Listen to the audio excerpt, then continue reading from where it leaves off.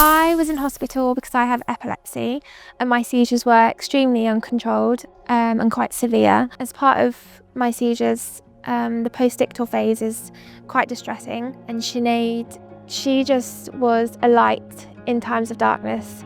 We bonded over the pink hair clip that she had in her hair. She just kind of brought normality into a time when it wasn't normal. She was a similar age to me, and I don't think anyone that's young expects to be poorly or in a hospital. So kind of related to that a little bit, had similar interests. When I was having seizures, she just sat there, she held my hand, she said, "Abby, I'm with you. It's Sinead, you're okay, you'll be fine." I owe her so much and I'll forever be indebted. She made sure that I'd taken my medications even though I was distressed. She made sure that if I was by myself, that I was safe. She gave me hope when I didn't have any, when I was so low, everything was so dark. Since I last saw Sinead, I'm almost seizure-free for a year. It's really nice to know that you did make a difference. I think it feels more special, like a member of the public writing for you. Obviously, you're with your colleagues all day, every day. They get to know how you are as a person, and it's a true representation of like the care you're given, which I think's nice. I tell everyone about Sinead because she's one of the most beautiful souls I've ever encountered. Sam and I were working at Hinchinbrook Hospital. We happened to step outside when we heard a bit of a noise, and then Sam saw someone running in the car park. Yeah, it was 2 o'clock in the morning, and not many people move that fast at 2 o'clock in the morning, so it just didn't seem right. So we went over to investigate. Upon arrival to the hospital, we parked the car and started to make our way over to the building. During one of Katie's contractions, her waters broke, and in that same moment, at 1:55 a.m, baby was born, arriving suddenly into Katie's clothing. Sam and Anna came running over. With calmness and urgency, they helped to support Katie to the ground, gently helped retrieve the baby from her clothing, and placed him safely onto her chest. In what could have been a moment of panic, their composure and kindness brought an immediate sense of safety. When you got there, there was very little. Things were moving very quickly. So bless Sam got there and literally had time to support the baby's head.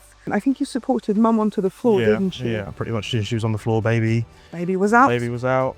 It was running through my mind, everything that I needed to be paying attention to. Was Mum okay? Was baby okay? Thankfully, both were well. Sam very kindly took off his uniform so we could wrap the baby. Yeah. I mean, Mum and Dad were very emotional. We got to tell them that it was a boy. Sam did try and persuade them to name him Sam, but I don't think that panned out.